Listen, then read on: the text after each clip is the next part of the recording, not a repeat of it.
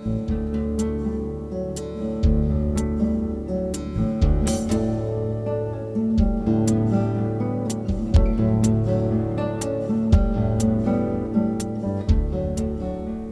week on Q&A, our guest is Robert Spencer, director of Jihad Watch.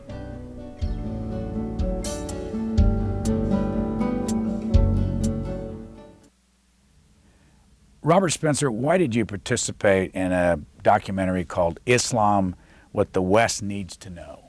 Well, the problem that we face with international jihad terrorism is deeply rooted within Islam.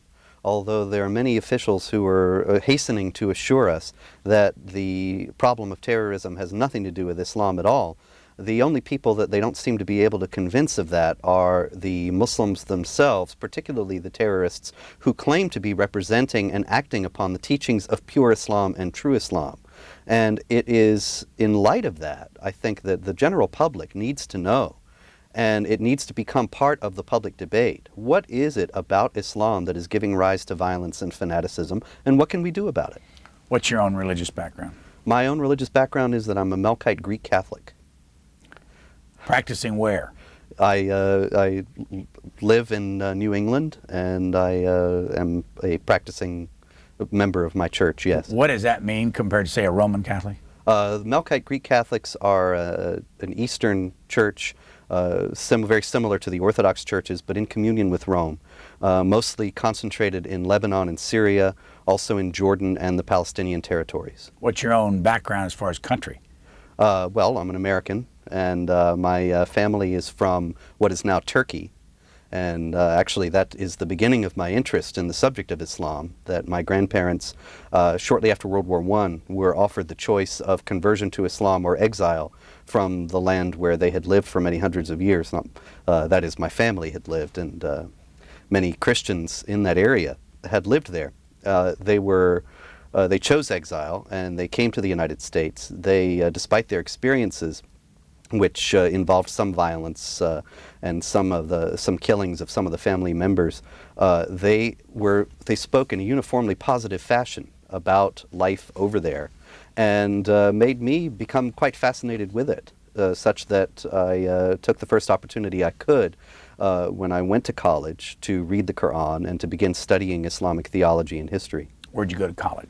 University of North Carolina at Chapel Hill. What year did you graduate? 1983 with a BA and 1986 with a master's in religion. And you have a website? Yes. A couple of them. Jihadwatch.org. And there are two daily news sites there, Jihad Watch and Dhimmi Watch, which are updated daily with news of the international jihad, commentary to help explain what it is that's going on and how these incidents all fit together, and also the subservience and the institutionalized oppression of non-Muslims in Islamic societies, and women as well.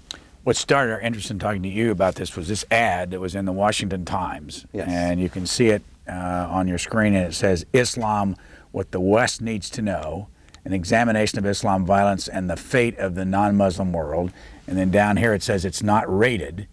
And this was at the E Street Theater in Washington. No nudity, no obscenity, no explicit violence.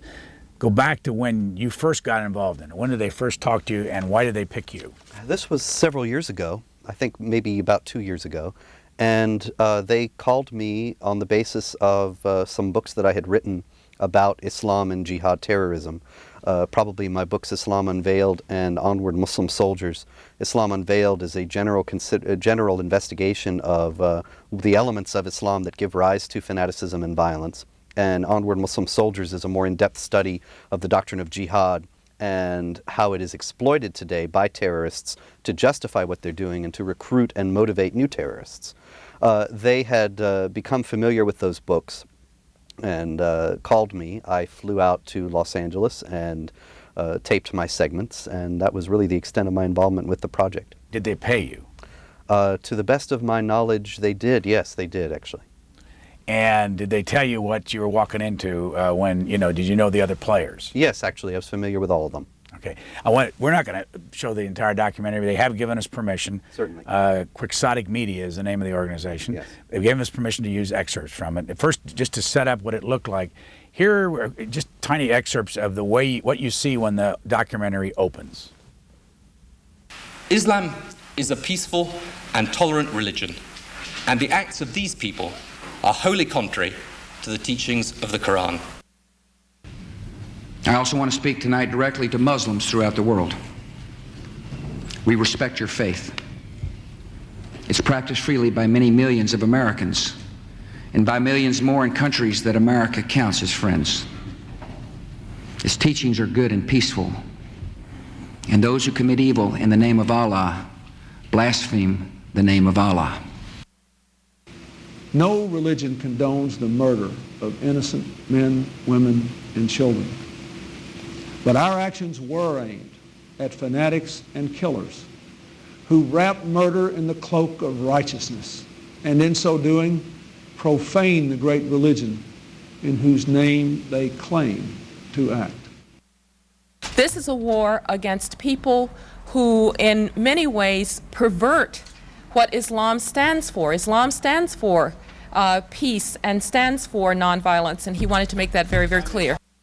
I think that the power of this religion and the power of the people in this religion will overcome these evil people who are using this fine religion to do bad things to innocent people. The true faith of Islam, we believe, is a religion of peace, and we intend to work with them in that regard.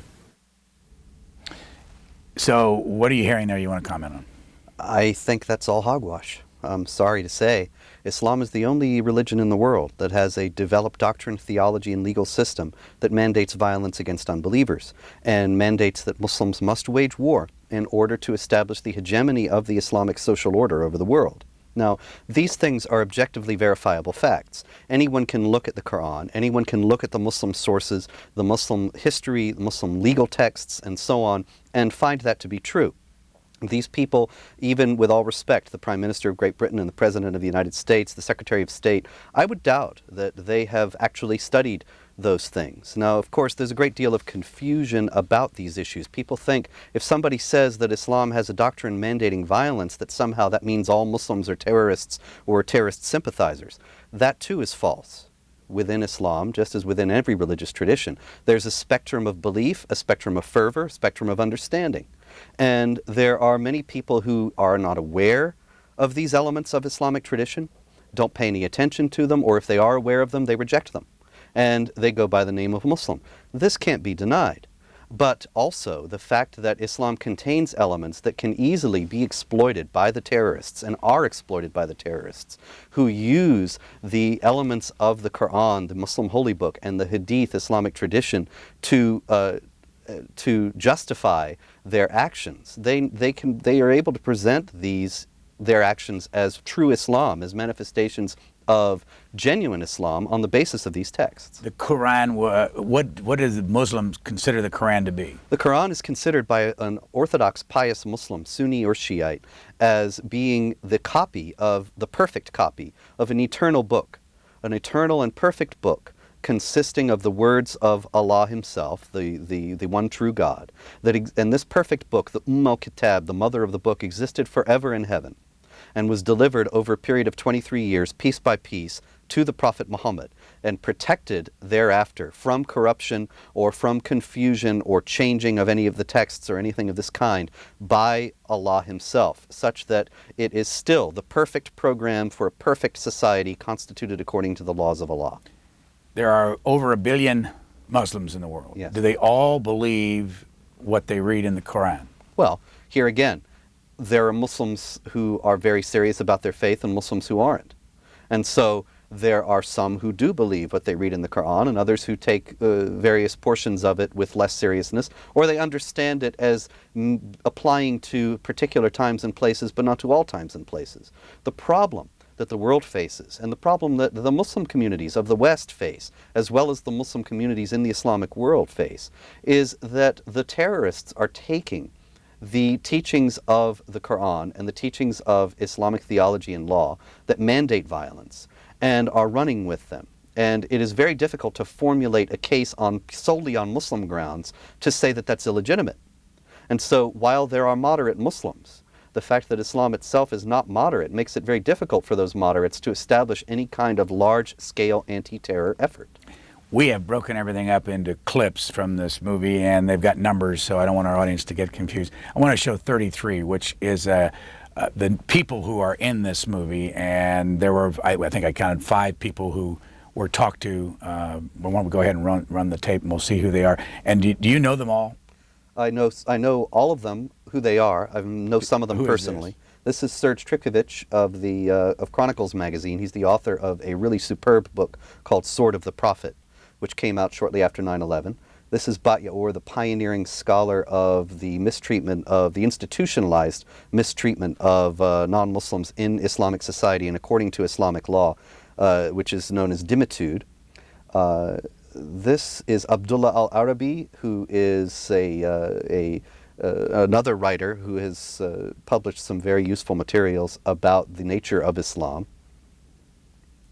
This is Walid Shubat, who is, of course, the very prominent ex-Palestinian terrorist who converted to Christianity, gave up his terrorism. He tells some quite hair-raising stories about life growing up in that environment, and that's me. When you did your recording, were they all there? No, I was there alone. Trifkovich had been in the day before, and we all came in separately. Who put this together? Quixotic Media, and they are, I met the 2 producers who were very nice gentlemen, very competent and professional, and really that's the extent of my knowledge of them or of the organization. And that is a Mr. Gregory and a Mr. Daly. Mr. Gregory Davis. And I'm sorry, Mr. Mr. Brian Gregory Davis and yes. Brian Daly. That's correct. And what's their background, and why did you trust them to do a documentary that would be fair to you? Well, they did manifest a clear understanding of these issues when we conversed about it. As we were talking about what would be a good time for me to come out and so on. And so I had the idea that this was not going to be a hatchet job or some kind of an ambush. At the same time, of course, I'm ready for anything and always happy to take hostile questioning. And so I really wouldn't have minded if it had turned out to be that way. And for the audience who hasn't seen it, it's just one talking head after another throughout the entire thing, generally. by and large. Here is Mr. Trifkovich. Trifkovich. Let's watch. The tendency of Western political leaders to deny the connection between Orthodox Islamic mainstream and terrorist violence is replicated in the universities and the media. Wherever you look, both in Western Europe and in North America, the members of the elite class have this tendency to proclaim Islam, some mysterious, authentic Islam, to be peaceful and to be tolerant, and those Muslims prone to violence are proclaimed to be non-representative fringe.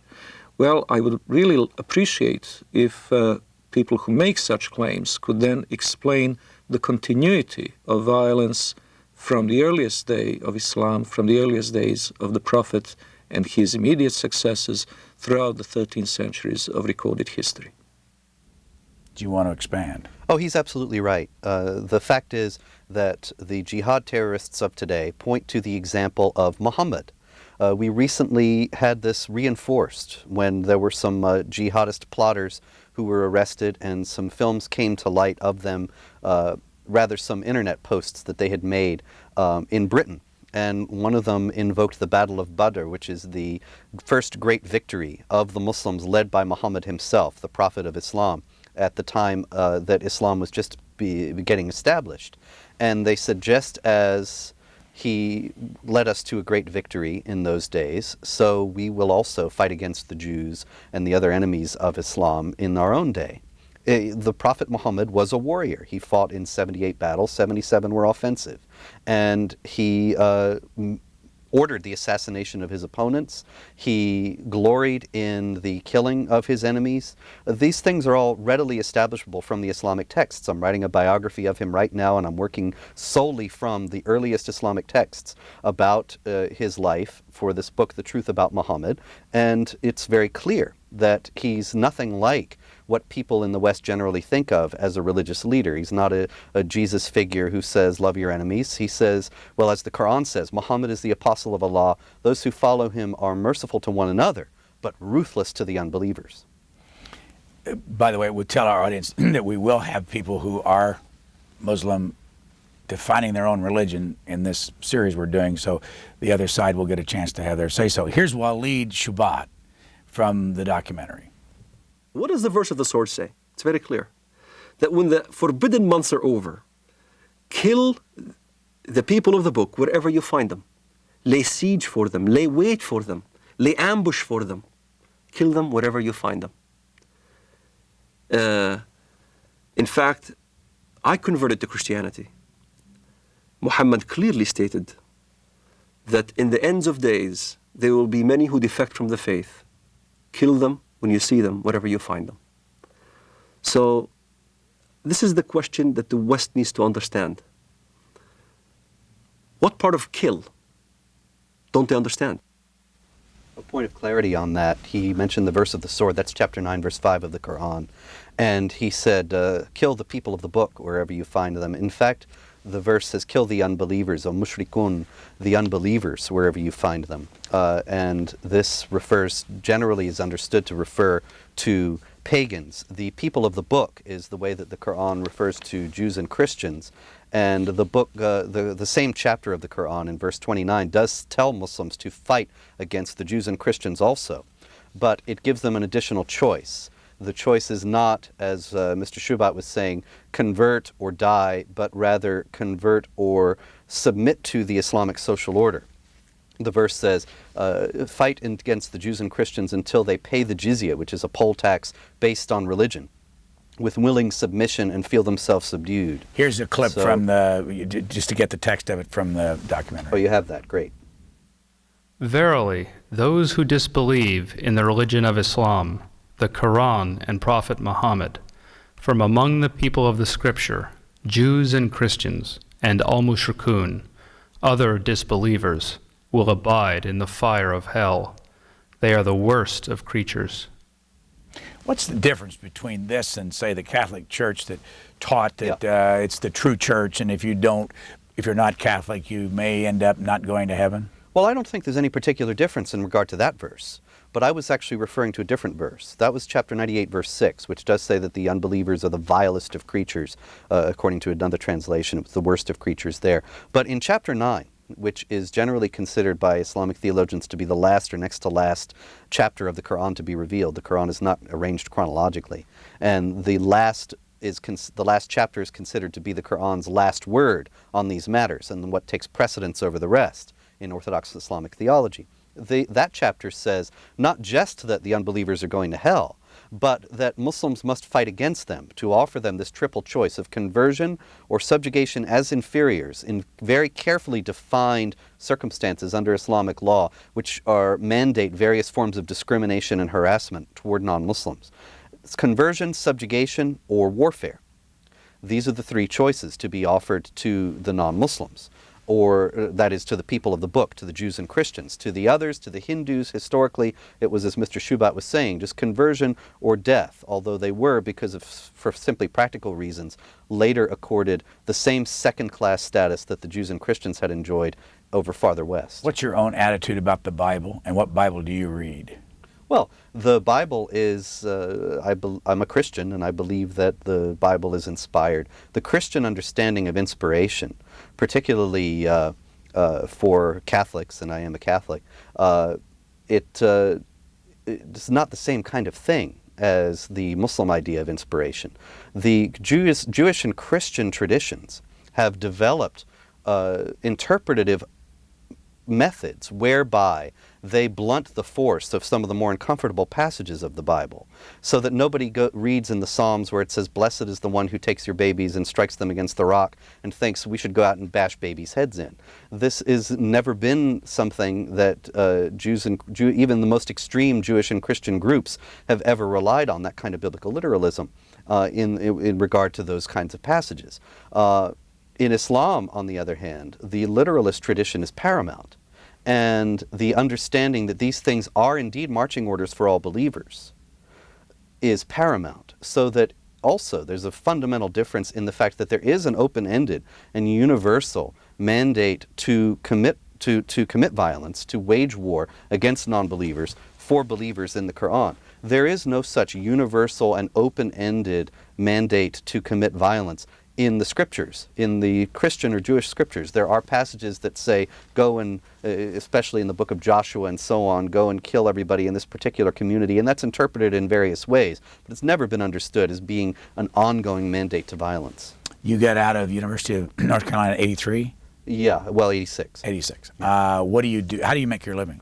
I write books, and I have this website, jihadwatch.org, that is, as far as I know, the only site on or off the internet where you can find all the jihad news collected together and analyzed every day. And do you speak? Yes. And has there been an increased amount of interest in what you do since 9/11, I guess? Oh, certainly, yes. Quite a bit. And where do you live? I live in a place I call Secure Undisclosed Location Bill. Can you give us an idea of what part of the country? Well, it's in the northern part of the country. I do have death threats, and so I try not to be too specific about that. And how do you get the death threats? Well, they come mostly, actually, they've come from Islamic bulletin board sites where they've been speaking about me and about my work, and some of the things that they've said are quite specifically threatening. Do you know alt.muslim? Alt.Muslim is a generally liberal Muslim site on the internet. And there's a man named Zahir Jan Muhammad? Yes, him I don't know. Well, he wrote about, and I'm going to show another clip from Waleed Shabat. Yeah. He said, my favorite commentator, and he's talking about this documentary in the film, is Waleed Shabat, author of Why I Left Jihad, a native of Palestine. He compares joining a Palestinian terrorist group to rushing a fraternity. Quote, the martyrdom applications were full, he says. We had initiation ceremonies which included killing a Jew, unquote. But his story lacks credibility. Perhaps this is because he seems too eager to denigrate his old self in order to self-aggrandize his present post-Islam enlightenment. In one scene, he talks about watching CNN at work during the first Gulf War. It doesn't say war, but it says for the first Gulf, when he was still a terrorist sympathizer.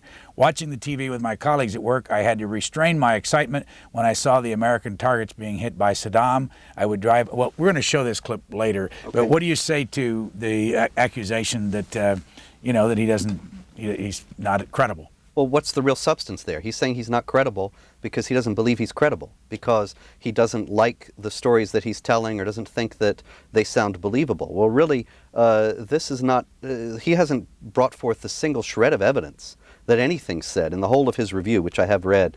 He doesn't bring forth the slightest bit of evidence that anything we say, any of us say in this documentary, is inaccurate.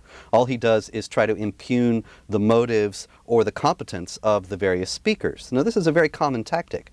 I encounter this all the time.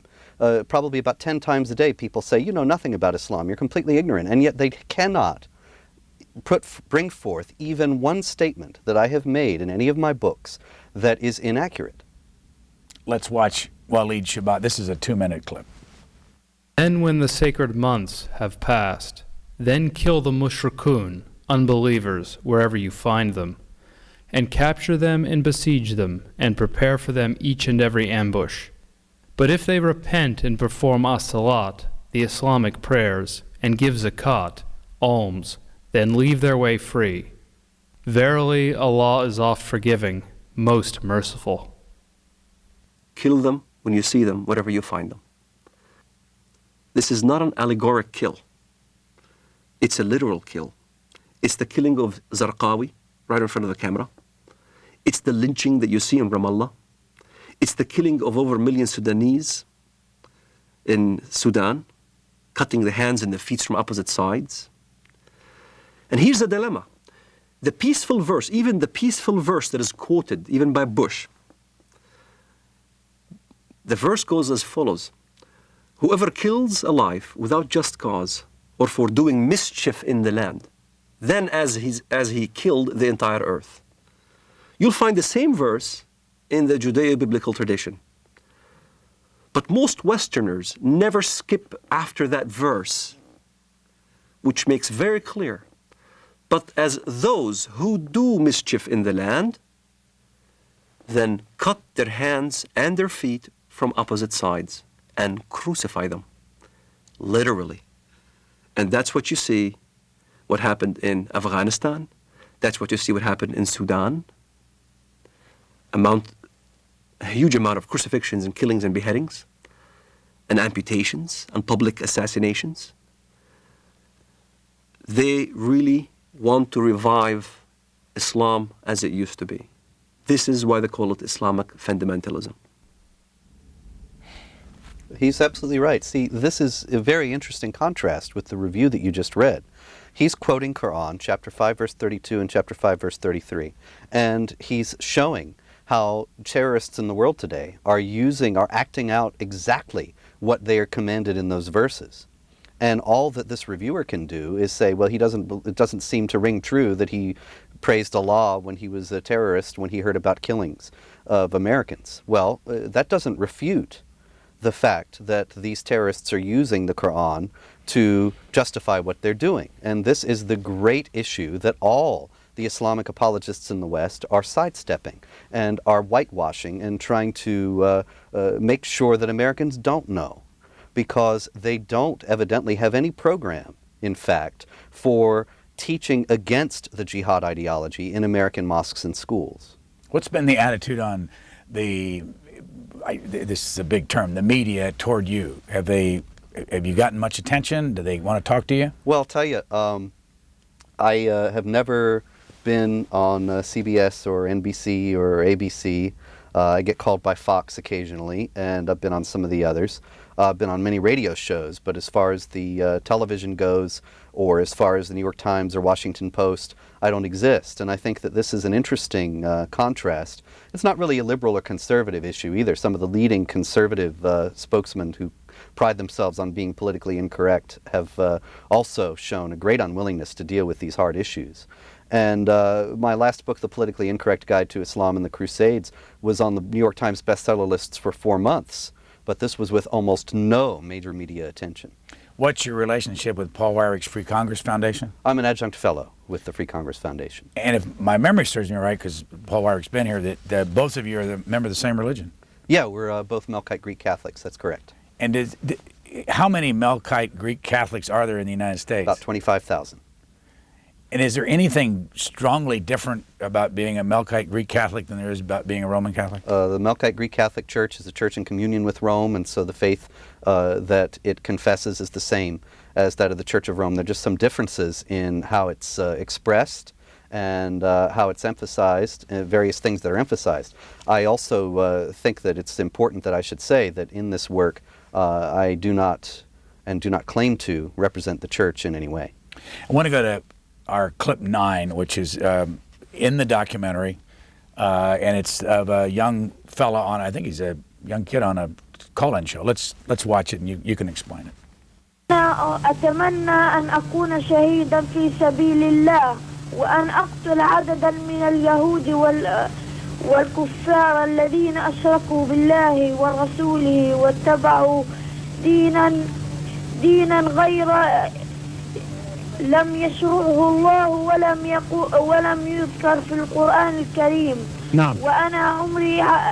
وأنا عمري 12 سنة. ما شاء الله. وأحفظ القرآن الكريم.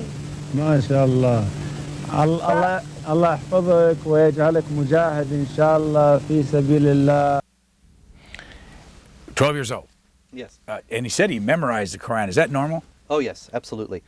Children from the very earliest ages begin to memorize the Quran. Every word of it? Yes. It's not really actually all that very long. It's shorter than the New Testament. And that still doesn't mean, I don't mean in saying that, however, to detract from the fact that it is a prodigious feat of memorization to memorize it all, but it's something that has great emphasis in Islamic schools. I think I remember you from the documentary talking about the fact that Chapter 9, or Surah 9, yes, is different than the rest. Yes, it is. And you alluded to earlier that it's not chronologically written. Right. Explain the difference in Chapter 9. Sure. Well, there are 114 chapters in the Quran, and they're arranged, with the exception of the first, which is sort of the Lord's Prayer for Muslims, the Fatiha. The second through the 114th are arranged from the longest to the shortest. And it's on that basis that we refer to this as being the 9th. It's only the 9th longest, roughly. But in any case, it is the last, chronologically. It is the only chapter of the Quran that does not begin in the name of Allah, the compassionate, the merciful. And what does that mean? Rahim. That is generally understood by Islamic theologians as meaning that this is because this is not a chapter of compassion or mercy. This is a chapter of warfare, and it is the generally understood to abrogate any treaty of peace or any accord that Muslims had with non-believers as dictated by any other part of the book. That now, with this at the Quran's last word on jihad, and again, this is not my opinion, this is the opinion of traditional and mainstream Islamic theologians and Quranic commentators such as Ibn Kathir and others. They say that this is meaning that the posture of Muslims toward non-Muslims forever after, throughout history, is to be one of warfare in order to establish the hegemony of Islamic law, of Sharia. And that warfare is certainly carried out by various different means. And it doesn't mean that every Muslim is going to be trying to kill every other non-Muslim at all times. But the overall responsibility of the Ummah, of the Muslim community worldwide, is to continue to pursue this war insofar as it is possible in every age in order ultimately to Islamize the world.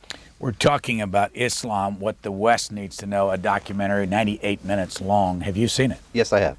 And it started out in the theater here in Washington, owned by Mark Cuban, called the East Street Landmark Theaters. I think it was also in 2 other cities.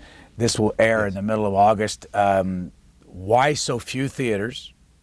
And the DVD is not available for sale yet. I assume it's going to be at some point. We're told by the PR person it is. I think it is so going what's to be. the plan here? And are you concerned at all about the reception it's going to get? Well, I'm not really concerned is perhaps not the word.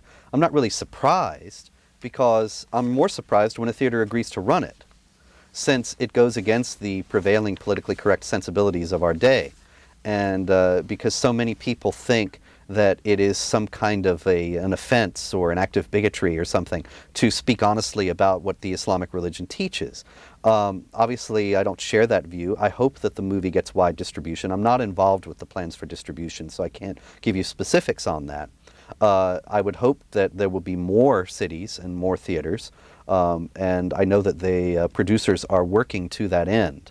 But as I say, I'm more surprised when somebody runs it than not when somebody doesn't. Our producer asked Mark Cuban in an email how the movie got to his theater, and I just want to read it because I had no idea. It says, I can answer some basic questions for you. This is to our producer, Andrea Perry. 1, we were paid to host and screen the movie. 2, we think there is a large enough audience that we can make money from it. Either one of those, and he didn't say which one it was. And he said, we don't add any politic perspective or political perspective. We don't pass judgment on the movie. Mm-hmm. Have you found that things like this, or even your speaking, are hard to get acceptance around the country? Oh, sure, yes. Why now? Well, there's a prevailing fog of political correctness over the land that has the power to cloud men's minds and makes them not see what's obvious. And these issues are, if speaking honestly about these issues, the American Muslim advocacy groups have been very skillful in portraying anyone who speaks honestly about these issues as being some kind of a hate monger. How many Muslims are there in the United States? That's a very political question. Some people will tell you as many as 7 million. Some people will tell you 1.5 million. Probably it's about 3 million. But the numbers do go up and down based on what political point someone is trying to make. Let's go to Walid Shubat one more time. By the way, his mother is an American. Yes. And he was born in Bethlehem. Yes. Let's watch more from the documentary. Jihad in Islam means struggle. That's what the literal meaning of the word, struggle. But what the West doesn't understand is that the hadith, the compilation of the traditions of the Prophet Muhammad of Islam, there's almost about 100 hadiths regarding jihad. And if you look at every single one of them has the sword, war, or a military effort. And in the end of the expedition, jihad expedition, he said, now I resort to the jihad within, the jihad that is within, the self-struggle. And as a matter of fact, I had this dialogue with an Islamist one time. He says, Walid, come on, tell the West that jihad means struggle. I said, yes, it does mean self-struggle. You're right. Jihad does mean self-struggle. But so does Mein Kampf. Mein Kampf means my struggle. In the same fashion, the Islamists look at jihad. Is he comparing Mein Kampf with the Quran? I think he is. And Is that fair? Well, I think that both can be and have been used as mandates for and blueprints for violent activity. And certainly the Quran differs from Mein Kampf in the respect that it has also been revered as a holy book by people who have not been engaged in violence against their neighbors, particularly in West Africa and Eastern Europe and Central Asia over various periods and up into the modern period. In some of those places, we find that Muslims lived peacefully with non-Muslim neighbors, and they did not pursue these doctrines of jihad. But because these doctrines of jihad are rooted in the Quran, these populations are vulnerable today to recruitment by jihadists from Saudi Arabia, from Iran, from elsewhere, who come and say, look, we're representing the fullness and the truth, the purity of Islam. Here's what the Quran actually says. Here's what the Hadith say. And so if you want to be a true Muslim, you have to wage this violent warfare. Hadith is the word of Muhammad? The Hadiths are collections. The Hadith is collectively the traditions of the Prophet Muhammad. They are his records of his words, of his deeds, of his instructions to his followers on a huge variety of subjects. It's volumes after volume after volume. I have about 30 volumes of it in my office, and I don't have all of it. Where was he born? Muhammad was born in Mecca in the year 570. In Saudi Arabia? Yes. And at the time, what was it? It wasn't Saudi Arabia. Well, no, it was Arabia, not Saudi. Just Arabia. Yes. And how long did he live? He lived to 632. He lived to be about 62, 63 years old. And what do you think of him? Well, I think that he's one of the most influential men in history. And he developed a program by which he was able to unite the Arabs under his authority. And he developed a religion which is held tenaciously by many, many hundreds of millions of people today. So is the Quran the Word of God? I don't believe it is. No, I mean, but do Muslims believe it is? Oh, certainly, yes. So it's right straight from God to Muhammad? Dictated and word then, for word by God through the angel Gabriel to Muhammad. And then what's the same thing with the Bible? The Bible is not considered to be dictated word for word. You take the Bible, take the New Testament, for example, and you have the Gospel according to Matthew, according to Mark, according to Luke. There is an understanding that there's a human element in this, and that the inspiration of God is working through the human knowledge, which has its limitations, such that St. Paul can say that he didn't baptize anyone. Oh, yes, he did baptize a couple people, and he doesn't remember if he baptized anybody else. And this is considered to be the Word of God, but within the human intellectual limitations and memory of Paul, whereas the Quran is all Allah speaking, and every bit of it is considered to be perfect and immutable and applicable for all time, unless it is superseded by another portion of the same word of Allah. And Allah means what? And what language? Allah is Arabic for God. It is a word used for God by Arabic-speaking Christians and Jews. And so in that sense, it's equivalent to the English word God. There are some complications to that. There are some indications that the Christians and Jews in Arabia, at least some of them, did not use the word Allah for God before the advent of Islam.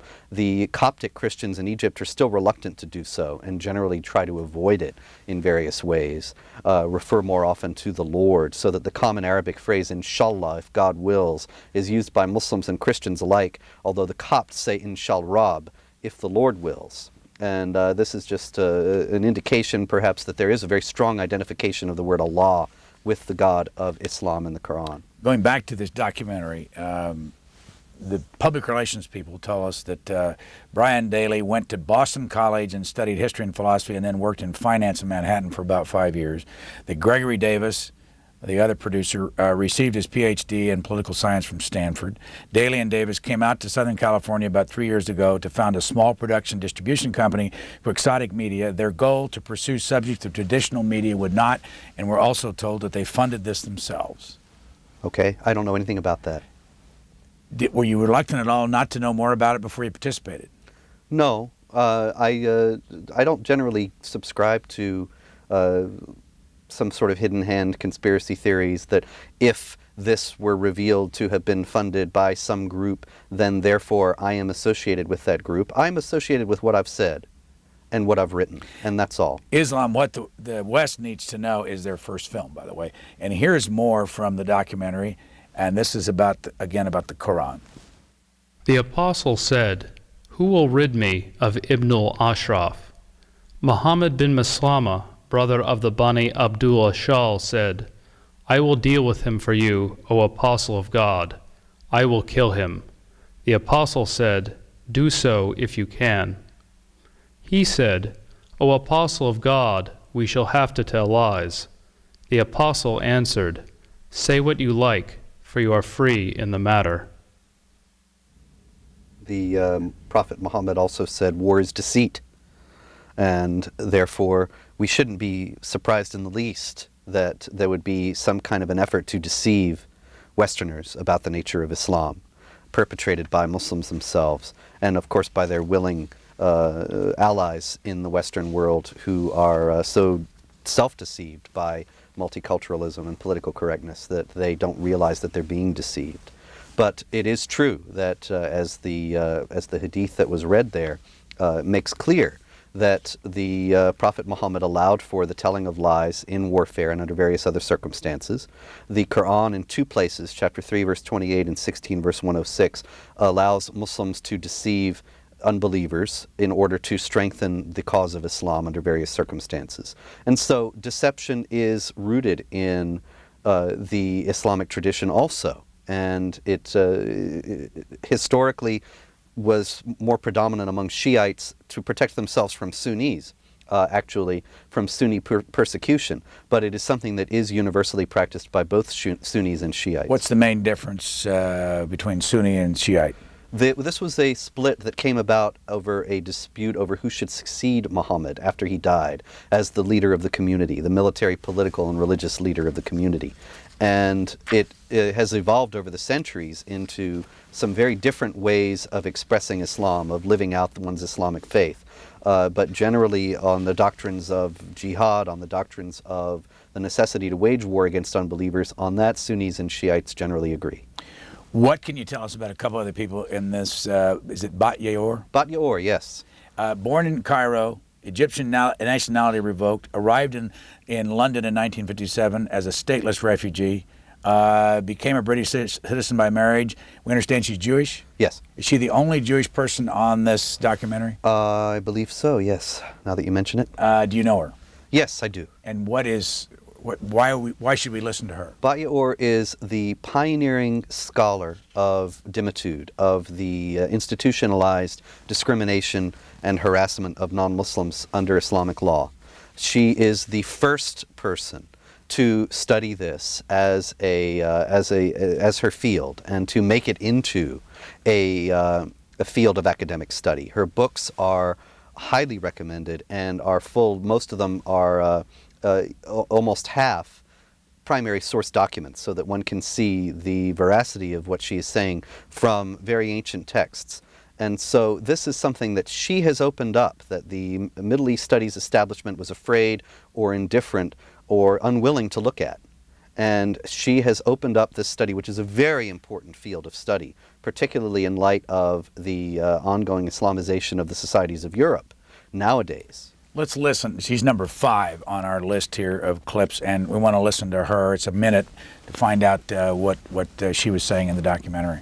The origins are, of course, in the Muslim desire to impose all over the world the only religion, the only just religion, which is Islam, and the suppression of all other religions in order to establish the rule of Allah over the whole earth. This is a religious duty which binds the whole community and which the Muslim community is obliged to impose, because they are obliged to obey the order of Allah, and this is the desire of Allah as expressed in the Quranic revelation.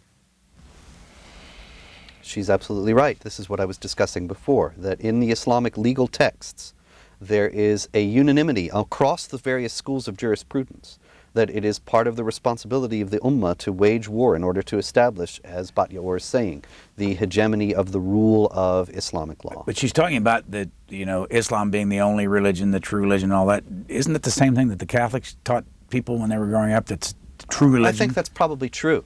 But the difference is that in Catholicism, when this kind of triumphalism was at its height, it was not considered to be part of an ongoing political mandate to establish the political rule of the church over the world.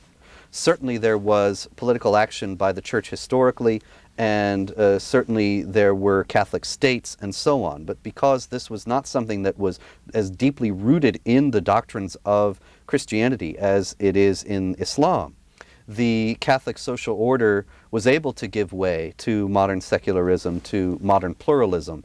And in an Islamic context, that is extraordinarily much more difficult because of the strong roots of the doctrine and because of the nature of the doctrine as being much more inherently political than Catholic triumphalism ever was. Just quick definitions. The Torah is what? That's the first 5 books of the Old Testament. And the Old Testament is what? The Old Testament is the Jewish scriptures and also, of course, the first part of the Christian scriptures. Written before the birth of Christ? Yes. All of it? Yes.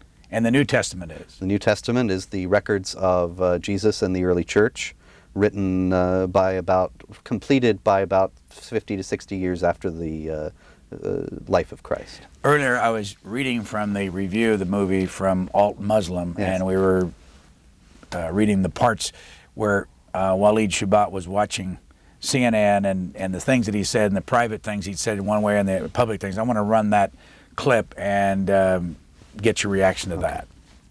When I used to go to work, let's say, during the Gulf War, I used to go to work at an American company. And everybody would be hovering around a TV set as soon as there's a Scud missile hitting Riyadh or something like that. And everybody will be distraught, unhappy if a Scud lands in the American camp. And I will be standing there right amongst the American employees. Oh, that's too bad, oh, that's too bad. I'm sorry that, we had loss of life. And out of frustration from having to keep the truth of what I really felt, I would roll down the window on the freeway going home and scream as loud as I can, Allahu Akbar, Allah is great. Allahu Akbar, because this is the chantation you do when the enemy is killed, when you win. So if it was a victorious day for the Iraqis, when they land a Scud missile, it will be Allahu Akbar on the freeway. I know nobody could hear me now. And when I went to my apartment home, the rest of the apartment complex were also Arabs from the Middle East. We'd get together in my apartment, watch the Gulf War, and we'd be praising Allah every time there was some incident where Americans got killed. But it wasn't the same face that we put on when we were in an American environment. The Gulf War's not that long ago. Why did he leave the PLO and become a Christian, and he's got his own foundation and he speaks out against all this? Well, obviously he had a change of heart. Now, under what circumstances that change of heart came about, that's something you'd have to ask him. In this review of the movie by a gentleman by the name of Zahir Jan Muhammad from the website alt.muslim.com, he writes this about that particular scene that he saw. It's a visual that just begs comparison to Jim Carrey's driving antics in Ace Ventura. The question is, how do you go from that form of silly zealotry to Fox News Islam basher and Zionist apologist in just 10 years? I don't know. But I don't see anything unbelievable about that at all. People have conversions. People have great changes of heart, great changes of mind. This is not, Waleed Shubat is certainly not the first person of this kind. I think it's a little bit naive of this reviewer to think that such a conversion, such a change of heart and mind would not be possible. He also says in the review, the directors believe we have been duped, meaning the directors of the movie. The result is a comically self-righteous 98-minute film that seeks to correct and to warn the West one simple thing: Islam is not what you think. Well, Islam is not what you think. Most of the people, I talk to officials all the time, I talk to media types all the time, and they are unanimous or virtually unanimous in their certainty that the terrorists are not true Muslims and that Islam is a religion of peace that they're twisting. Now, it's not for me or anyone else to say that they are true Muslims, but there's no doubt that they are working from broad traditions within Islam. And as long as Muslims like this reviewer refuse to face that and to take concrete steps to combat it, that's going to continue to go on. And this is why this question is so urgent. From the documentary, they have a clip of a sermon that was given before the before the attack in 2003. Yes. And it's an imam, I believe, in a mosque. And let's watch it, and it's self-explanatory. ويا بريطانيا ويا أنتم من قال الله في حقكم قد غضب الله عليكم اليهود يا أبناء القردة والخنازير يا من لا تكون فتنة في الأرض إلا وأنتم عود ثقابها كلما أوقدوا نارا للفتنة أطفأها الله أطفأ الله نوركم وأطفأ الله نيرانكم ولكننا نحن الرجال الذين انتجبنا الله وأرادنا الله فجعلنا أولي البأس الشديد لقطاف رؤوسكم الأينعت وظهرت وطغت وتجبرت فإنا قاطفوها بإذن الله. Why is the hate for Jews so deep that he referred to them as apes and pigs? That's in the Quran, chapter 2, verses 62 to 65, chapter 5, verses 59 and 60, chapter 7, verse 166. All say that the Jews are cursed of Allah because they broke the Sabbath, and he turned them into apes and pigs. This is very common for preachers, as we just saw, and Muslim preachers all over the world, to refer therefore to Jews as apes and pigs, because this is the mandate of the Quran, which also says that they are under the curse of Allah, chapter 9, verse 30. And so if the Jews are viewed in this way in the Quran being what it is, being the eternal and immutable word of God, then they are still apes and pigs. They are not necessarily physically, obviously, in this way, but they are debased human beings. They are portrayed in the Quran as the craftiest and most insidious enemies of the Muslims, the most persistent enemies of the Muslims. And so this is something that continues to recur throughout history, that they continue to view Jews in this way. I want to run clip number 28, and this is about cutting off the hands and the feet. It's a short one, and we don't have a lot of time left, so we'll try to recap some of this. Recompense of those who wage war against Allah and His Messenger, and do mischief in the land, is only that they shall be killed or crucified, or their hands and their feet be cut off on the opposite sides, or be exiled from the land. That is their disgrace in this world, and a great torment is theirs in the hereafter. The Prophet cut off the hands and feet of the men belonging to the tribe of Arina, and did not cauterize their bleeding limbs till they died. He also staked them out in the desert. Let me just ask you about the artwork there that showed a graphic or a painting of what looked like to be Muhammad. Why no head? Oh, because he cannot be depicted, of course. That was one of the reasons why those cartoons from Denmark were so offensive. Not because they were offensive in themselves, but simply because they pictured the Prophet, who must not be pictured. And you were starting to say about this. Yeah, that the Prophet at this incident that is referred to in this hadith, he also ordered that they be staked out in the desert and their pleas for water be ignored until they died. He was obviously very upset with them. But this indicates, this cutting off of the hands and the feet, that this is not a spiritual warfare that the Quran is talking about, but very, very physical understanding of what jihad is and how one is to deal with the enemy. You can't spiritually cut off the hands and the feet of the enemy. This is a physical thing. You've been living and breathing and talking about Islam and Muslims for 20 years. Yes. What's it done to your own thinking and your own religion? Well, I think that actually the more that I've studied the religion of Islam, the more convinced I've become of the truth of Christianity, actually, because there are many people who contend that the figure of Christ as depicted in the New Testament is substantially mythologized and sanitized by his followers. But in studying the Islamic texts about Muhammad, I see that the followers don't necessarily have any mandate to sanitize the figure of the founder at all.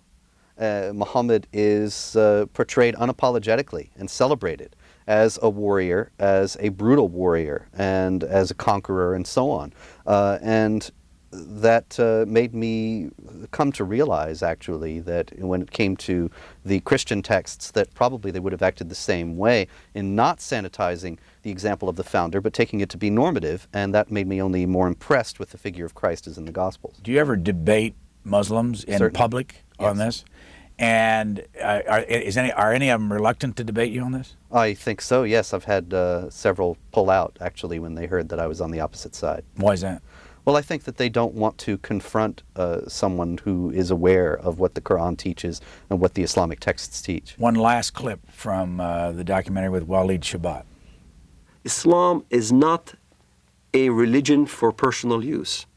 Islam is Sharia law. Islam is a form of government to the world first, then to a personal application. It is not just how you pray or whether you pray towards Mecca. It's how you dress. You dress in Arab culture. You speak Arabic. You can't go to heaven unless you pray in Arabic. You can't read the Quran in English and expect to get good deeds to go to heaven. You read the Quran in Arabic. It becomes an imperialistic system that everybody now must speak Arabic, think Arabic, practice the religion in Arabic. It's a form of law, not just in how you eat, but how you get married, how you deal with your government, how you deal with your military, how you deal with the youth, how you deal with women. Every aspect of your life becomes Islam.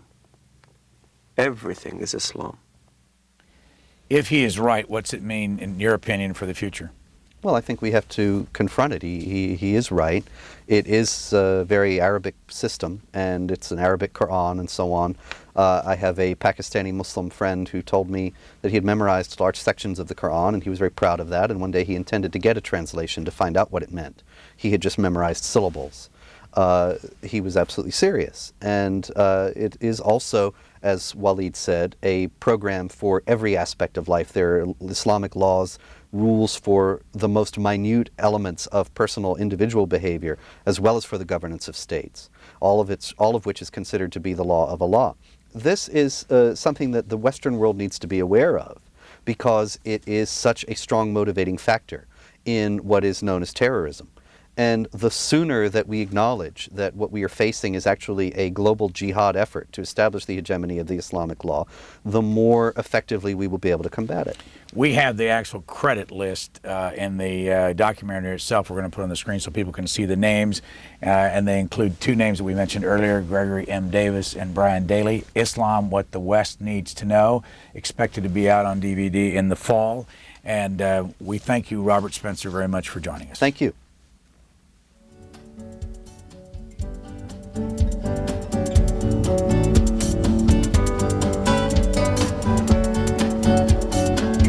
For a copy on DVD or VHS tape, call 1-877-662-7726. For free transcripts or to give us your comments about this program, visit us at qna.org. Q&A programs are also available as C-SPAN podcasts.